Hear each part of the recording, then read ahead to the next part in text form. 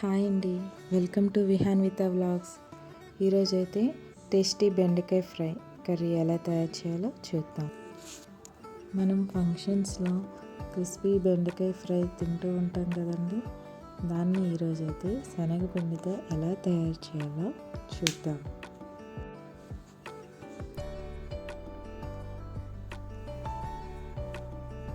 ముందుగా ఒక కడాయిలో పావు కప్పు శనగపిండి వేసి దాన్ని బాగా దోరగా ఫ్రై చేస్తూ ఉండాలి. మీడియం ఫ్లేమ్లో ఒక 5 మినిట్స్ అలా ఫ్రై చేస్తూ ఉంటే దాని స్మెల్ అనేది బాగా వస్తుంది అన్నమాట. ఇలా చేయకుండా డైరెక్ట్గా వేస్తే మనకి కర్రీ లాస్ట్లో వేసేటప్పుడు పచ్చి స్మెల్ అనేది తెలుస్తుంది. ఇలా 5 మినిట్స్ ఫ్రై చేసిన ఈ పిండిని ఒక బౌల్లో తీసుకొని చల్లారేంత వరకు ప్రక్కన పెట్టుకోవాలి. ఇప్పుడు ఒక కడాయిలో 2 టేబుల్ స్పూన్ల ఆయిల్ వేసి అందులో కొద్దిగా ఇంగువ, కొద్దిగా జీలకర్ర వేసి బాగా ఫ్రై చేసుకోవాలి. ఇలా ఫ్రై అయిన తర్వాత అందులోనే కట్ చేసిన బెండకాయ ముక్కలు ఉంటాయి కదండి, వాటిని కూడా వేసి కలుపుకోవాలి. ఈ బెండకాయ ముక్కలు అనేవి కొంచెం పెద్ద సైజులో కట్ చేసుకోవాలి. ఇలా వాటిని కింద నుంచి పైకి అలా కలుపుతూ ఉండాలి. మీడియం ఫ్లేమ్లోనే పెడుతూ కలుపుతూ ఉండాలండి. ముందుగా ఫ్రై చేసి పెట్టుకున్న శనగపిండిలో సాల్ట్ 1/4 టీ స్పూన్, పసుపు 1/4 టీ స్పూన్, మిర్చి పౌడర్ 1/2 టీ స్పూన్, ధనియాల పొడి 1/2 టీ స్పూన్ వేసి బాగా కలుపుకోవాలి. ఈ మిశ్రమం అంతా బాగా కలిసేలా కలుపుకోవాలి. ఇప్పుడు ఇందులో వాటర్ని కొద్దిగా కలుపుకుంటూ మిశ్రమం అనేది బాగా వచ్చేలా కలుపుకోవాలి.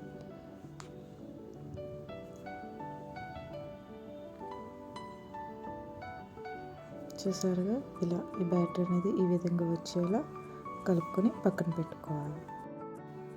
ఇప్పుడు ఈ బెండకాయలను ఇలా ఫ్రై చేస్తూ ఉండాలి. మీడియం ఫ్లేమ్లో పెడుతూనే ఫ్రై చేస్తూ ఉండాలి. ఇవి 50% కుక్ అయ్యేంత వరకు అలా ఫ్రై చేస్తూ ఉండాలి. ఇవి కొంచెం సాఫ్ట్ అయ్యాక ఇందులో అల్లం వెల్లుల్లి పేస్ట్ 1/2 టీ స్పూన్ వేసి బాగా ఫ్రై చేయాలి. పేస్ట్ అనేది బాగా ఫ్రై అవ్వాలి. ఇందులో ముందుగా ఆనియన్స్ వేయట్లేదు, ఎందుకంటే జిగురు అనేది ఉంటుంది కదా, దానివల్ల మెత్తగా అయిపోతుంది. సో 50% కుక్ అయ్యాక ఆనియన్స్ వేస్తున్నా. ఇలా వేసాక దీన్ని కూడా బాగా ఫ్రై చేయాలి. మీడియం ఫ్లేమ్లో పెడుతూనే ఫ్రై చేస్తూ ఉండాలన్నమాట.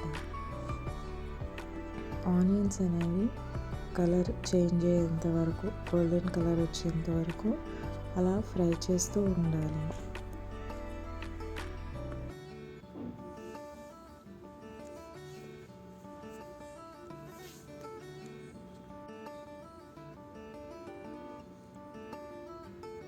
చూసారుగా, ఇలా ఫ్రై అయ్యాక ఒక 85% కుక్ అయిన తర్వాత పసుపు 1/4 teaspoon, salt 1/2 teaspoon వేసి, మిర్చి పౌడర్ 1/2 టీ స్పూన్, ధనియాల పొడి 1/2 టీ స్పూన్ వేసి మిశ్రమం అన్ని బాగా కలిసేలా కలుపుకోవాలి.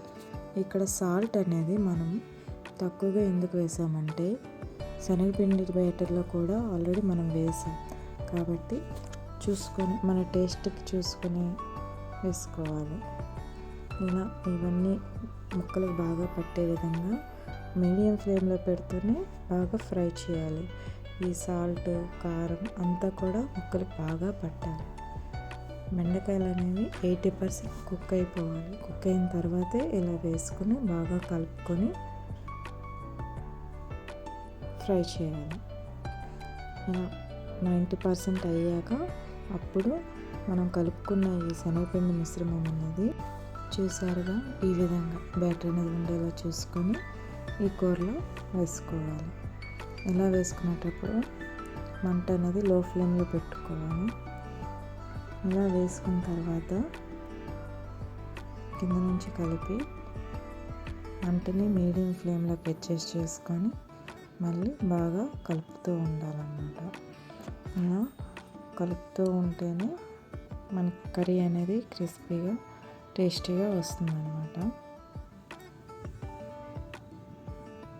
ఒక 5 మినిట్స్ అనేది మీడియం ఫ్లేమ్లో పెడుతూ కలుపుతూ ఉండాలి. ఇలా కలుపుతూ ఉంటే విడివిడిగా టేస్టీగా వస్తుంది. ప్రాసెస్ అంతా సేమ్ ఒకేలా ఉంది, కాకపోతే శనగపిండి వేయడం వల్ల టేస్ట్ అనేది పెరిగింది. కర్రీ అనేది రెడీ అయిందండి. చూసారుగా ఇలా ముక్కకు అనేది శనగపిండి పట్టుకొని టేస్టీగా తయారవుతుంది. మీరు కూడా ట్రై చేయండి. టేస్ట్ అయితే చాలా బాగుంటుంది. తప్పకుండా ట్రై చేయండి. Thank you for watching and please subscribe my channel Vihanvitha vlogs. Thank you.